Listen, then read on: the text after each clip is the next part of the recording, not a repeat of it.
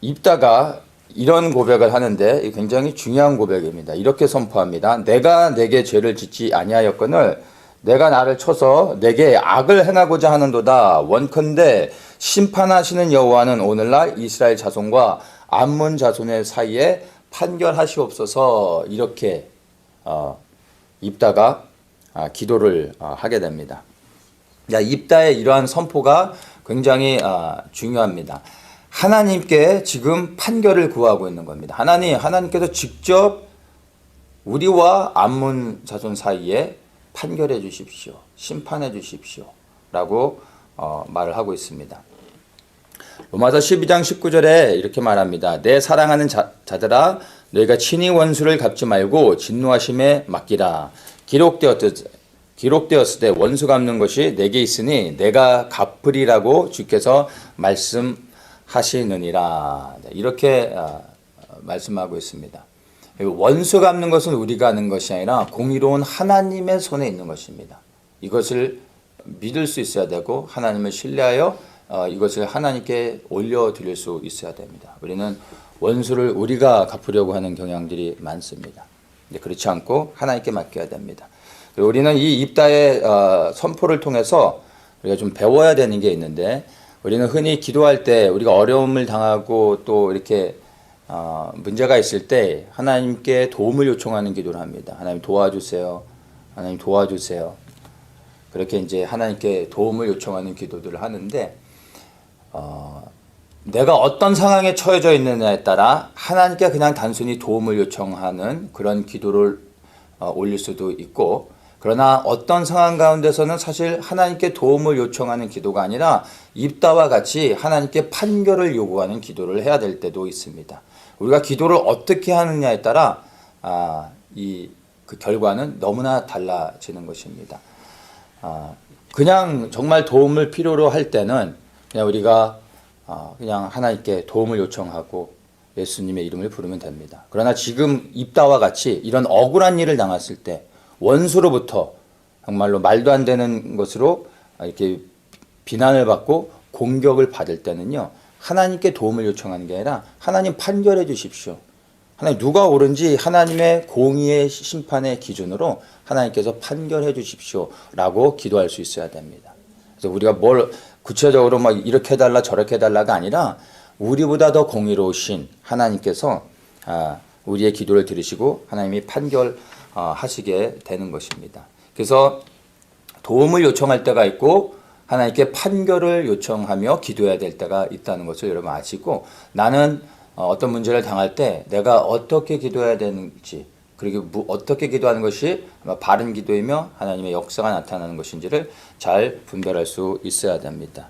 대적을 만났을 때, 억울한 일을 당했을 때, 그리고 누명을 쓰고 거짓을 이렇게 공격할 때, 여러분 하나님의 판결을 구하며 기도할 수 있어야 됩니다. 자, 그런데 문제는 이렇게 기도하기 위해서는요, 한 가지 조건이 있습니다. 27절에 보면 내가 내게 죄를 짓지 아니하였거늘 이렇게 말합니다. 그러면서 하나님 나와 암몬 사이에 판결하시옵소서 이렇게 기도하고 있습니다. 자, 입다가 만약에 죄를 짓고 있다면 하나님 판결해 주십시오 라고 자신 있게 기도할 수 없었겠죠. 이것이 가장 중요합니다. 우리가 하나님께 판결을 구하는 기도를 하기 이전에 내가 죄가 없어야 됩니다. 하나님 앞에 의로워야 됩니다. 그렇지 않고서는 하나님께 이런 기도를 할 수가 없죠. 이렇게 기도했다가는 오히려 그 하나님의 공의 심판으로 인하여 내가 하나님의 징계를 받을 수 있게 되는 것입니다. 그래서 정말 이러한 판결을 구하는 기도를 하기 전에 분명히 여러분 스스로가 여러분 자신을 돌아볼 수 있어야 됩니다. 나는 이 문제에 대해서 정말 하나님 앞에 온전한가? 이것이 확신되어진다면 여러분 자신 있게 하나님 판결해 주십시오. 나와 이 사람 사이에 판결해 주십시오 라고 기도해야 됩니다.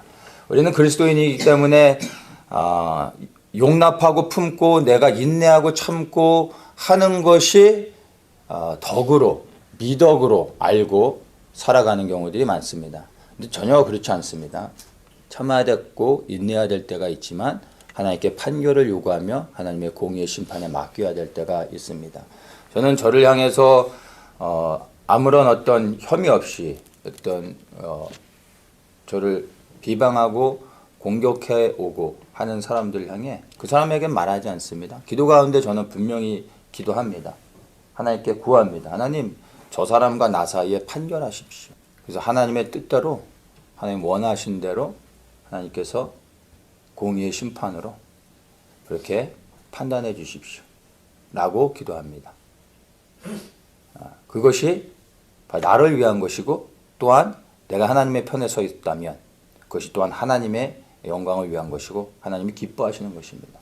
저는 품어줘야 될 사람은 품어줘야 되지만 저를 향해 어떤 혐의 없이 공격해오는 사람들에게서는 반드시 이렇게 기도합니다.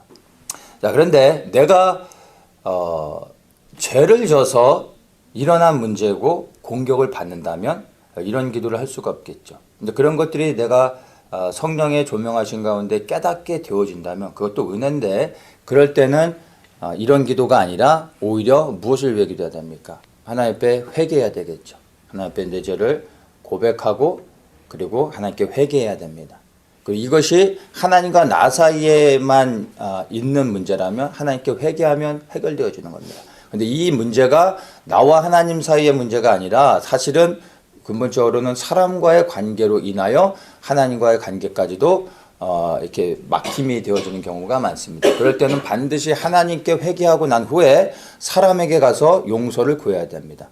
많은 경우는 우리는 하나님과의 관계 안에서만 회복하면 된다고 생각하고 하나님께만 죄를 회개하고 사람과의 관계를 풀지 않고 사람에게 용서를 구해야 됨에도 불구하고 그것은 하지 않는 경우들이 너무나 많습니다. 근데 사람과의 관계에서 묶여진 문제라면 하나님께 회개하는 걸로 끝나지 않고요.